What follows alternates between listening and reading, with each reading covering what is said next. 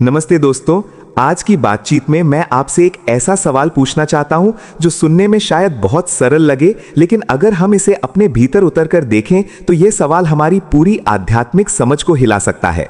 सवाल है, क्या भगवान भी जाति देखते हैं? क्या भगवान के लिए कोई ऊंचा है और कोई नीचा? क्या किसी मनुष्य का जन्म उसके ईश्वर के निकट होने या दूर होने का कारण बन सकता है?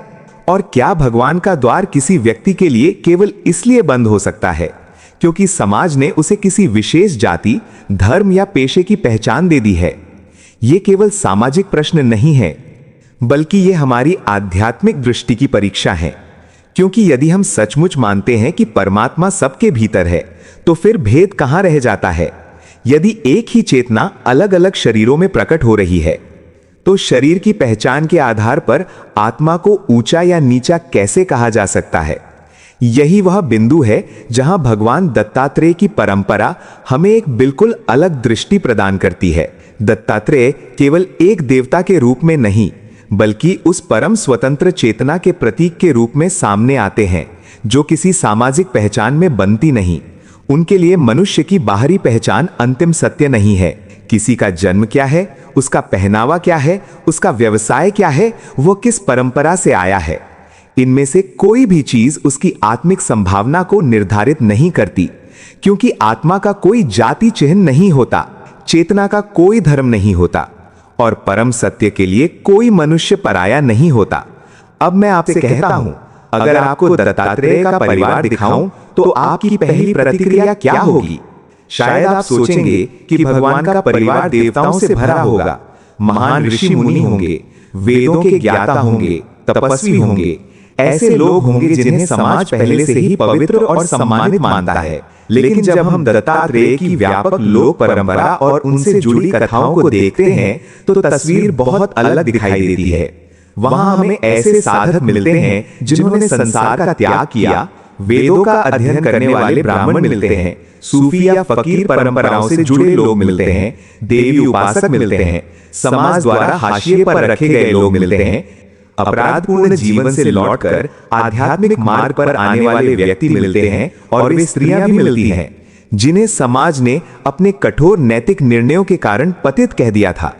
यहां एक बात समझना बहुत आवश्यक है। इसका अर्थ यह नहीं कि हर कर्म सही है या गलत कर्म का कोई महत्व नहीं। दत्तात्रेय की दृष्टि कर्म के नैतिक परिणामों को मिटाने की शिक्षा नहीं देती, बल्कि यह उससे भी गहरी बात कहती है, मनुष्य को उसके अतीत के एक कर्म में हमेशा के लिए बंद मत कर दो, उसके भीतर परिवर्तन की संभावना को देखो। किसी व्यक्ति का वर्तमान चाहे जैसा हो, उसकी चेतना में जागरण की संभावना समाप्त नहीं होती। यही आध्यात्मिक करुणा है। समाज अक्सर व्यक्ति को उसकी पहचान से पुकारता है, लेकिन गुरु उसके भीतर छिपी संभावना को देखता है। समाज कह सकता है, यह ब्राह्मण है, यह शूद्र है, यह अमीर है, यह गरीब है, यह पवित्र है, यह अपवित्र है, यह अच्छा है, यह बुरा है। लेकिन आत्मज्ञान की दृष्टि पूछती है, इन सब नामों और भूमिकाओं के पीछे जो मैं हूं का अनुभव है, उसका स्वरूप क्या है? यही प्रश्न दत्तात्रेय की परंपरा को इतना गहरा बनाता है। योगी भी उसी परम सत्य की खोज कर रहा है, और साधारण गृहस्थ भी। वेद पढ़ने वाला भी उसी चेतना का अंश है, और वह व्यक्ति भी जिसे समाज ने कभी शिक्षा का अधिकार नहीं दिया। मंदिर में पूजा करने वाला भी उसी जीवन शक्ति से संचालित है, और खेत में काम करने वाला भी। अंतर बाहरी भूमिकाओं का हो सकता है, लेकिन अस्तित्व की मूल भूमि एक ही है। इसलिए दत्तात्रेय की आध्यात्मिक दृष्टि में कोई व्यक्ति केवल इसलिए परमात्मा से दूर नहीं हो जाता कि समाज ने उसके चारों ओर कोई दीवार खड़ी कर दी है।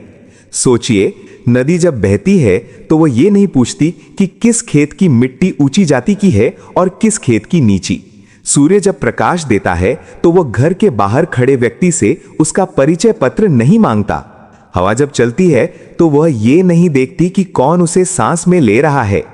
प्रकृति स्वयं हमें प्रतिदिन उस सत्य का पाठ पढ़ाती है जिसे मनुष्य बार बार भूल जाता है। अस्तित्व किसी भेदभाव के साथ नहीं चलता। फिर मनुष्य अपने बनाए हुए विभाजनों को ईश्वर के नाम से क्यों जोड़ देता है? यही कारण है कि दत्तात्रेय की कथा केवल भक्ति की कथा नहीं, बल्कि हमारी दृष्टि को बदलने की कथा है। दत्तात्रेय जैसे अवधूत के सामने बाहरी पहचान का महत्व कम हो जाता है, क्योंकि अवधूत वह है जो सामाजिक दिखावे, अहंकार और बनावटी श्रेष्ठता की सीमाओं से आगे देखने की क्षमता रखता है। वो व्यक्ति को उसके कपड़ों से नहीं, उसके भीतर की चेतना से देखता है।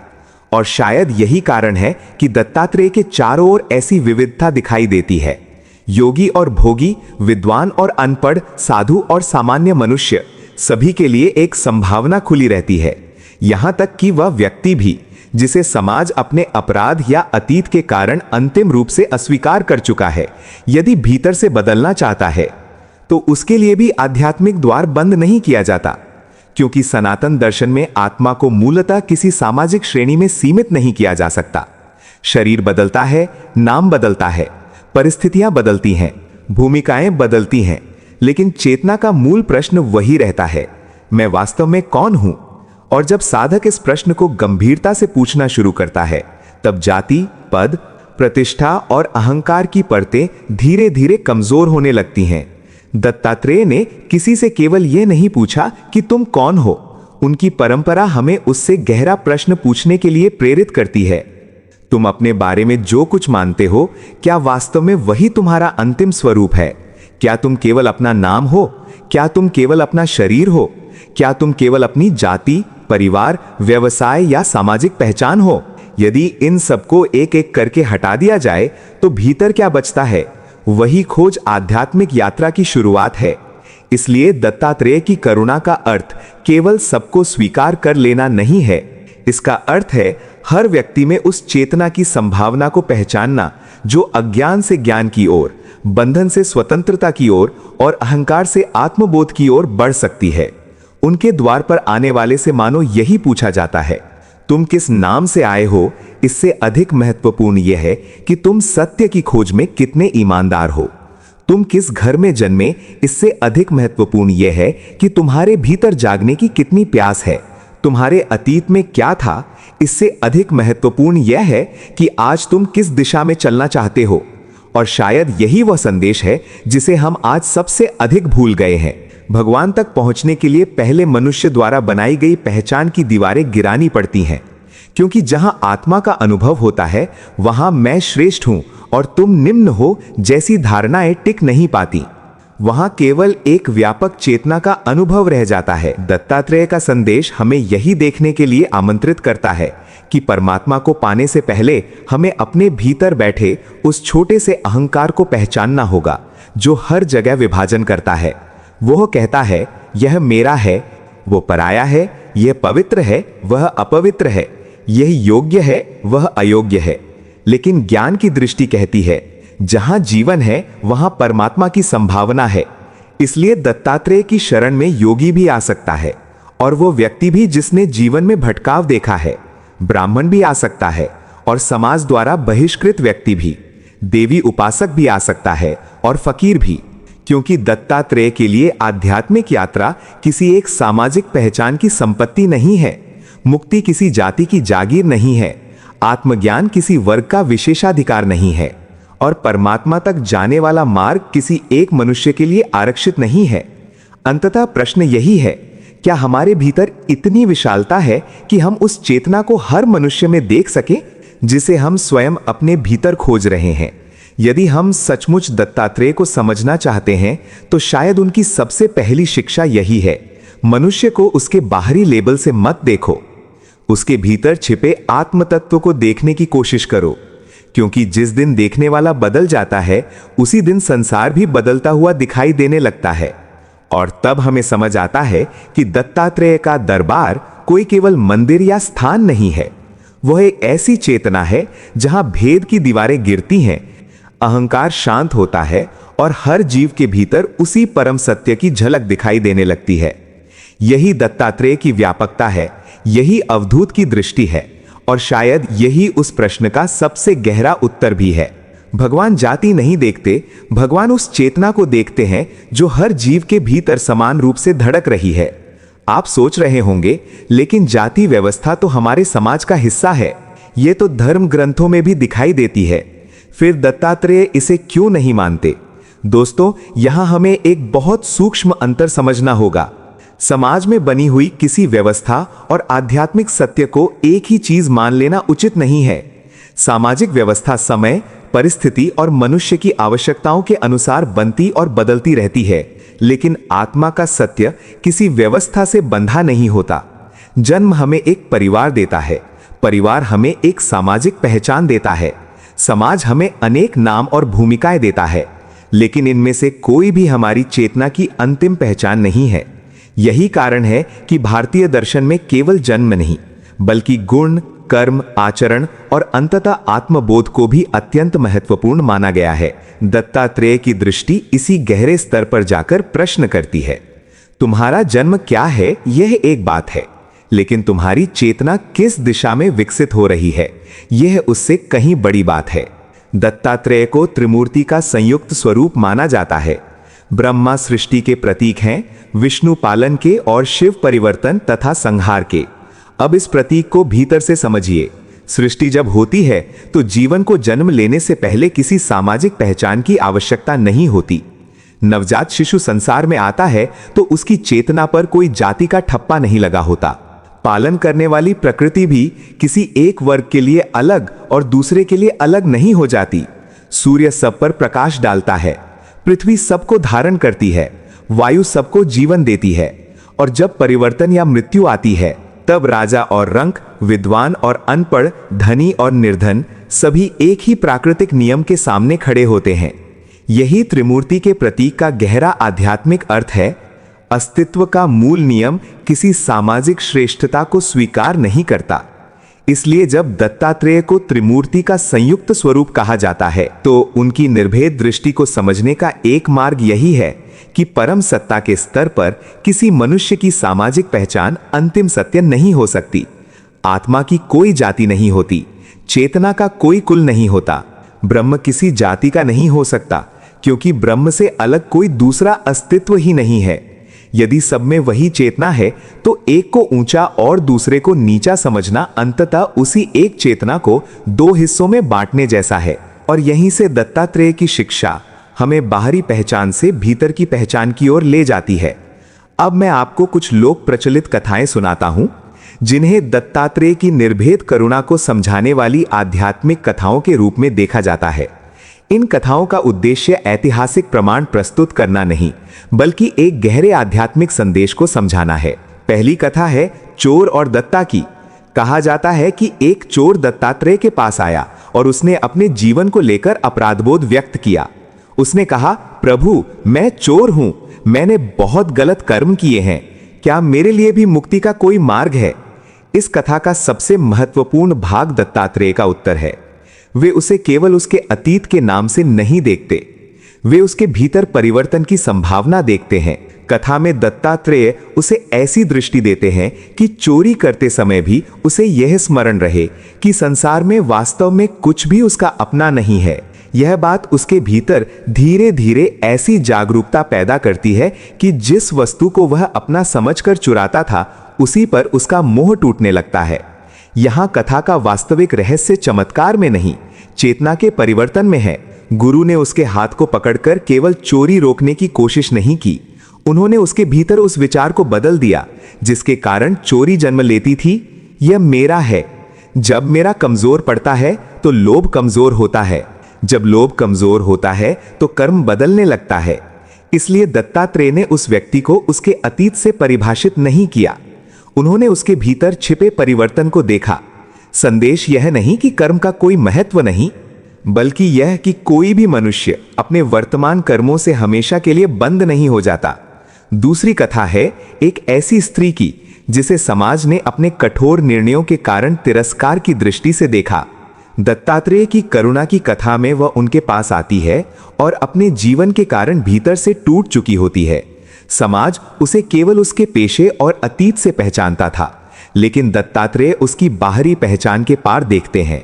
वे मानो कहते हैं, तुम्हारा अतीत तुम्हारी अंतिम पहचान नहीं है, तुम्हारे भीतर भी वही चेतना है, वही आत्मिक संभावना है, वही ईश्वर की ओर मुड़ने की क्षमता है। यहां दत्तात्रेय किसी गलत कर्म को सही ठहराने की शिक्षा नहीं दे रहे, वे मनुष्य को उसके कर्म से ऊपर उठने की संभावना दिखा रहे हैं। यही आध्यात्मिक करुणा का अर्थ है, गलती को स्वीकार करना, लेकिन व्यक्ति को उसकी गलती के भीतर हमेशा के लिए कैद न कर देना। तीसरी कथा में एक फकीर दत्तात्रेय के पास आता है। वह दूसरे धार्मिक समुदाय से आता है और कुछ लोग उसके आने पर प्रश्न उठाते हैं, यह तो हमारी परंपरा से अलग है, फिर इसे क्यों स्वीकार किया जा रहा है? दत्तात्रेय की निर्भेद दृष्टि का उत्तर यहाँ अत्यंत गहरा है। ईश्वर को पुकारने वाली भाषा अलग हो सकती है, प्रतीक अलग हो सकते हैं, पूजा की विधि अलग हो सकती है, लेकिन भीतर की पुकार का स्रोत एक हो सकता है। कोई उसे ईश्वर कहता है, कोई अल्लाह, कोई ब्रह्म, कोई शिव, कोई शक्ति। नाम बदल सकते हैं, लेकिन सत्य नामों से बड़ा है। दत्तात्रेय की व्यापक आध्यात्मिक परंपरा में यही भाव दिखाई देता है कि यदि किसी हृदय में सत्य की खोज है तो केवल बाहरी पहचान के आधार पर उस खोज को अस्वीकार नहीं किया जा सकता। और अब इन तीनों कथाओं को एक साथ रखकर देखिए। चोर में दत्तात्रेय ने परिवर्तन की संभावना देखी, समाज द्वारा तिरस्कृत स्त्री में उन्होंने आत्मिक गरिमा देखी, और फकीर में उन्होंने ईश्वर की खोज करने वाला हृदय देखा। यही उनकी निर्भेद दृष्टि का सार है। वे हमें यह नहीं सिखाते कि कर्मों का कोई परिणाम नहीं होता। वे हमें यह सिखाते हैं कि कर्मों से ऊपर उठने का द्वार किसी के लिए बंद नहीं होना चाहिए। मनुष्य को उसके जन्म से नहीं, उसकी जागृति से पहचानो। उसे उसके अतीत से नहीं, उसके वर्तमान प्रयास से देखो। और सबसे बढ़कर उसके भीतर उस चेतना को पहचानो जो तुम्हारे भीतर भी उसी परम स्रोत से आती है। यही वह दृष्टि है जिसमें दत्तात्रेय केवल किसी एक जाति, समुदाय या परंपरा के देवता नहीं रह जाते, बल्कि वे उस व्यापक आध्यात्मिक सत्य के प्रतीक बन जाते हैं, जहां मनुष्य की बाहरी दीवारें धीरे धीरे गिरती हैं और भीतर एक ही प्रश्न बचता है, मैं कौन हूं और उस सत्य से मेरा संबंध क्या है? अब इन कहानियों को सुनकर आप सोच रहे होंगे, ये तो पुरानी बातें हैं। आज के समाज में तो जाति भेद है, छुआछूत है, ऊंच नीच है। फिर इन कथाओं का हमारे जीवन से क्या संबंध है? दोस्तों, यही वह जगह है जहां दत्तात्रेय का संदेश और भी अधिक महत्वपूर्ण हो जाता है, क्योंकि आध्यात्मिक ज्ञान केवल प्राचीन कथाओं को सुनने के लिए नहीं है। उसका उद्देश्य हमारी आज की दृष्टि को बदलना है। यदि हम दत्तात्रेय की कथा सुनकर भी मनुष्य को जाति, धर्म, वर्ग, पेशे या जन्म के आधार पर छोटा बड़ा समझते रहें, तो हमने कथा सुनी जरूर, लेकिन उसका सार नहीं समझा। दत्तात्रेय की निर्भेद दृष्टि हमें सबसे पहले अपने भीतर झांकने के लिए कहती है। हम दूसरों को किन नामों से देखते हैं? किस व्यक्ति के सामने हमारा अहंकार जागता है? किसे देखकर हम स्वयं को श्रेष्ठ समझने लगते हैं और किसे देखकर हमारे भीतर दूरी पैदा हो जाती है? यही हमारी वास्तविक आध्यात्मिक परीक्षा है। समाज में बनी हुई पहचानें व्यवहार और व्यवस्था के स्तर पर हो सकती हैं, लेकिन उन्हें मनुष्य की आत्मिक कीमत का पैमाना बना देना आध्यात्मिक दृष्टि को संकुचित कर देता है। दत्तात्रेय हमें याद दिलाते हैं कि किसी मनुष्य का जन्म उसकी अंतिम पहचान नहीं है। उसके भीतर की चेतना, उसके गुण, उसका आचरण, उसकी करुणा, उसकी सत्य की खोज और उसके भीतर जागने की क्षमता कहीं अधिक गहरी चीजें हैं। इसलिए पहला संदेश है, किसी की जाति मत देखो, उसके गुण देखो। जन्म किसी व्यक्ति को महान नहीं बना देता और जन्म किसी व्यक्ति को छोटा भी नहीं कर देता। एक ऐसा व्यक्ति जिसे समाज सम्मानित समझता है, यदि उसके भीतर अहंकार, छल और घृणा भरी है, तो केवल उसकी सामाजिक पहचान उसे आध्यात्मिक रूप से महान नहीं बना सकती। दूसरी ओर, कोई साधारण व्यक्ति यदि सत्य, करुणा और भक्ति के मार्ग पर चल रहा है, तो उसकी बाहरी स्थिति उसकी आत्मिक यात्रा को छोटा नहीं कर सकती। यही कारण है कि दत्तात्रेय की कथाएं हमें बार बार बाहरी पहचान से भीतर के गुणों की ओर ले जाती हैं। दूसरा संदेश है, किसी के धर्म का नाम मत देखो, उसके भीतर की पुकार को देखो। कोई राम कहकर पुकारता है, कोई कृष्ण, कोई शिव, कोई अल्लाह, कोई ईश्वर, कोई निराकार सत्य। नाम अलग हो सकते हैं, साधना की विधियां अलग हो सकती हैं, प्रतीक अलग हो सकते हैं, लेकिन यदि भीतर की खोज उस परम सत्य की ओर है, तो हमें केवल नामों के अंतर में उलझकर मूल भाव को नहीं खोना चाहिए। इसका अर्थ ये नहीं कि सभी धार्मिक परंपराओं के सिद्धांत बिल्कुल समान हैं, बल्कि इसका अर्थ यह है कि किसी दूसरे की श्रद्धा को केवल उसकी अलग पहचान के कारण तुच्छ समझना आध्यात्मिक विनम्रता के विरुद्ध है। तीसरा संदेश है, किसी व्यक्ति को केवल उसके अतीत से मत बांधो। कर्म महत्वपूर्ण है क्योंकि कर्मों के परिणाम होते हैं, लेकिन मनुष्य के भीतर परिवर्तन की संभावना भी उतनी ही वास्तविक है। जिसने गलती की है वो समझ सकता है, जिसने भटकाव देखा है वो लौट सकता है, जिसने अज्ञान में जीवन बिताया है उसके भीतर ज्ञान की पहली किरण कभी भी जन्म ले सकती है। इसलिए श्रद्धा का अर्थ अपने कर्मों के परिणामों से भागना नहीं, बल्कि अपने भीतर इतनी जागरूकता पैदा करना है कि आगे के कर्म बदलने लगे। यही कारण है कि दत्तात्रेय की करुणा केवल स्वीकार करने की करुणा नहीं है, वह परिवर्तन की ओर ले जाने वाली करुणा है। चौथा संदेश है, किसी को केवल इसलिए त्याग मत दो कि वह तुम्हारी अपेक्षाओं के अनुसार नहीं है। इसका अर्थ यह भी नहीं कि अन्याय या गलत आचरण को स्वीकार कर लिया जाए, बल्कि इसका अर्थ है व्यक्ति और उसके गलत कर्म में अंतर करना। गलत कर्म का विरोध किया जा सकता है, लेकिन व्यक्ति के भीतर सुधार की संभावना को नकारना आवश्यक नहीं, क्योंकि जब हम घृणा को अपने भीतर स्थायी बना लेते हैं तो हम उसी बंधन को अपने मन में जीवित रखते हैं। दत्तात्रेय की दृष्टि हमें घृणा से ऊपर उठकर विवेक और करुणा का मार्ग दिखाती है। और अब इन सभी बातों को एक सूत्र में बांधें तो दत्तात्रेय का भाव मानो यही कहता है, सब मेरे हैं और मैं सबका हूं। यह केवल भावुक वाक्य नहीं है, यह अद्वैत की दिशा में ले जाने वाला एक गहरा अनुभव है। जब साधक कहता है सब मेरे हैं, तो वह धीरे धीरे मैं और दूसरा के बीच खड़ी दीवार को देखना शुरू करता है। पहले वो कहता है यह मेरा परिवार है, बाकी लोग दूसरे हैं। फिर उसका हृदय थोड़ा विस्तृत होता है, यह मेरा समाज है, बाकी दूसरे हैं। फिर वह समझता है यह मेरा देश है, बाकी दूसरे हैं। और अंततः आध्यात्मिक दृष्टि कहती है, जिस चेतना में मैं अस्तित्वमान हूं, उसी व्यापक अस्तित्व में सब प्राणी स्थित हैं। तब अपना और पराया का अर्थ ही बदलने लगता है। ब्राह्मण हो या वह व्यक्ति जिसे समाज ने कभी छुआ तक नहीं, योगी हो या साधारण गृहस्थ, फकीर हो या देवी उपासक, आस्तिक हो या अपनी खोज में प्रश्न करने वाला व्यक्ति, हर किसी को मनुष्य होने की मूल गरिमा से देखना ही दत्तात्रेय की निर्भेद दृष्टि का सार है। यहां सब मेरे हैं का अर्थ किसी पर अधिकार जमाना नहीं, बल्कि सबके भीतर उसी चेतना का सम्मान करना है। और मैं सबका हूं का अर्थ है मेरी करुणा किसी पहचान की सीमा में बंद नहीं है। यही भाव धीरे धीरे भक्ति को संकीर्णता से निकालकर व्यापक प्रेम में बदल देता है। जब यह भाव भीतर उतरता है तो जाति का अहंकार कमजोर पड़ता है, धर्म के नाम पर घृणा कमजोर पड़ती है, वर्ग का अभिमान कमजोर पड़ता है और मनुष्य को मनुष्य के रूप में देखने की क्षमता मजबूत होती है। तब भक्ति केवल मंदिर में सिर झुकाने का नाम नहीं रहती, वह जीवन में हर व्यक्ति के प्रति हमारी दृष्टि बन जाती है। यही दत्तात्रेय के संदेश की वास्तविक परीक्षा है। यदि हम दत्ता को पूजते हैं लेकिन किसी मनुष्य को जन्म के कारण नीचा समझते हैं, तो हमें अपनी भक्ति के भीतर झांकना होगा। यदि हम ईश्वर को सर्वव्यापी कहते हैं लेकिन किसी व्यक्ति को उसकी पहचान के कारण अस्वीकार करते हैं, तो हमें अपने ही दर्शन पर पुनर्विचार करना होगा।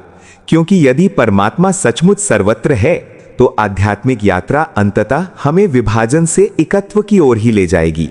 और शायद यही दत्तात्रेय का सबसे बड़ा चमत्कार है। वे अलग अलग रास्तों को मिटाते नहीं, बल्कि उनके पीछे छिपी एकता को देखने की दृष्टि देते हैं। कोई भक्ति से आए, कोई योग से, कोई ज्ञान से, कोई सेवा से, कोई प्रश्नों से। यदि खोज सत्य की है तो यात्रा भीतर की ओर जा रही है। मार्ग अलग हो सकते हैं, लेकिन मंजिल में जो मौन है, जो चेतना है, जो प्रेम है, वही दत्तात्रेय की निर्भेद उपस्थिति का संकेत बन जाता है। अंत में केवल इतना याद रखिए, दत्तात्रेय को समझना है तो केवल उनकी मूर्ति को मत देखिए, उनकी दृष्टि को अपने भीतर जगाइए।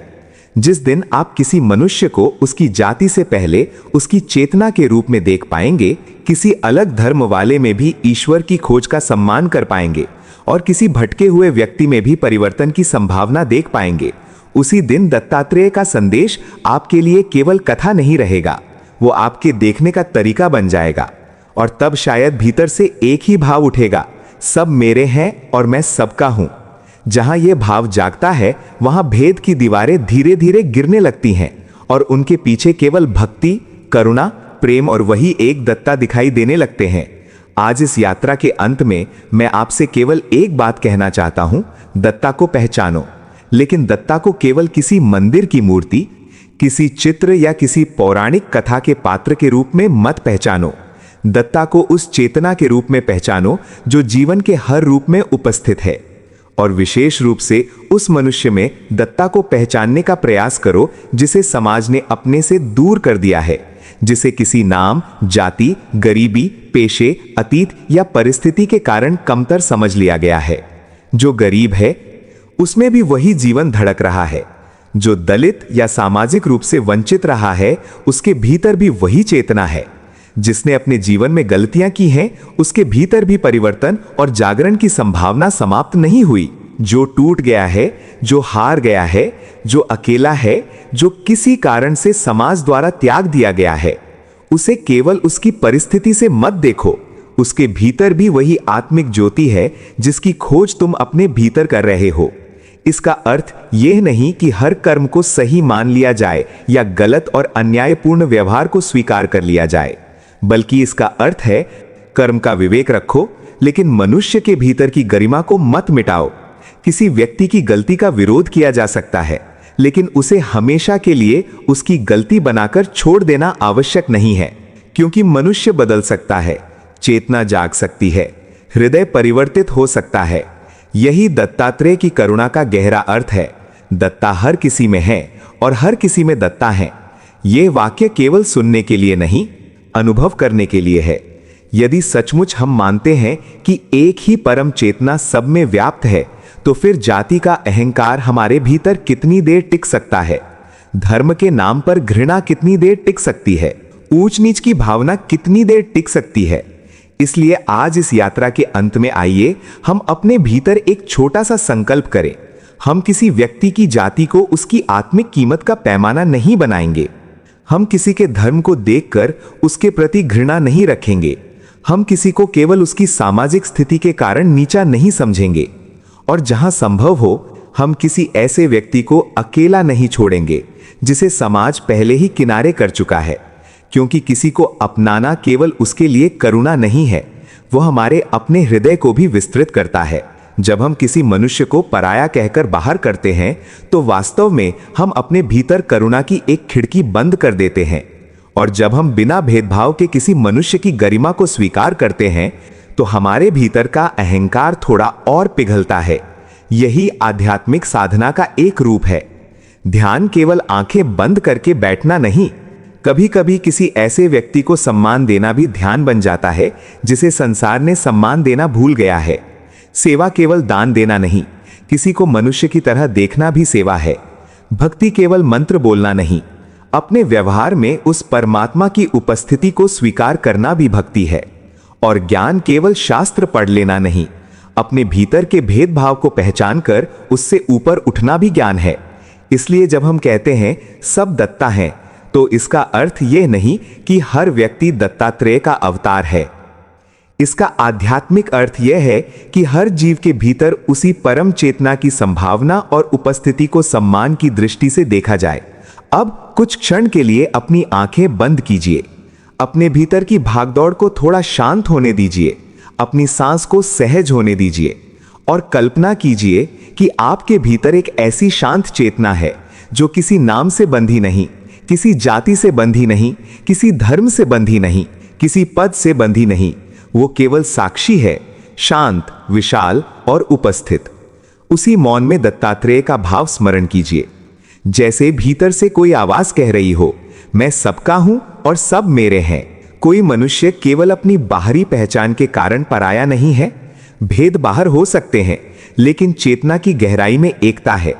धीरे धीरे इस भाव को अपने हृदय में उतरने दीजिए। जिन लोगों से आपको प्रेम है उन्हें स्मरण कीजिए, फिर उन लोगों को भी स्मरण कीजिए जिन्हें आप अपना नहीं मानते, और अपने आप से पूछिए, क्या मैं उनमें भी उसी जीवन की धड़कन को पहचान सकता हूं? क्या मैं बिना अपनी सीमाएं छोड़े भी दूसरे की गरिमा का सम्मान कर सकता हूं? यही प्रश्न भीतर एक नई यात्रा शुरू कर सकता है। हमें अपने देखने की दृष्टि को बदलना होगा। जिस दिन हमारी दृष्टि से भेदभाव कम होने लगेगा, करुणा बढ़ने लगेगी और हर जीव के प्रति सम्मान जागने लगेगा। उसी दिन दत्तात्रेय की शिक्षा हमारे जीवन में उतरने लगेगी। तब दत्ता केवल पूजा का विषय नहीं रहेंगे, बल्कि हमारी चेतना की दिशा बनेंगे। और शायद अंततः यही इस पूरी यात्रा का सार है। जिसे संसार ने बाहर कर दिया, उसे भी मनुष्य की गरिमा के साथ देखो। जिसे संसार ने छोटा कहा, उसे भी सम्मान दो। जो भटक गया है, उसमें लौटने की संभावना देखो। और हर जीव के भीतर उस एक चेतना का स्मरण रखो, क्योंकि जब हृदय सचमुच विशाल होता है, तब उसमें किसी के लिए जगह बनाने की आवश्यकता नहीं पड़ती। वहां पहले से ही सबके लिए स्थान होता है। आइए इसी भाव के साथ दत्तात्रेय का स्मरण करें। ओम दत्तात्रेयाय नमः। इस मंत्र के साथ अपने भीतर उस निर्भेद चेतना को प्रणाम करें, जो किसी एक की नहीं, सबकी है। धन्यवाद। ओम शांति शांति शांति।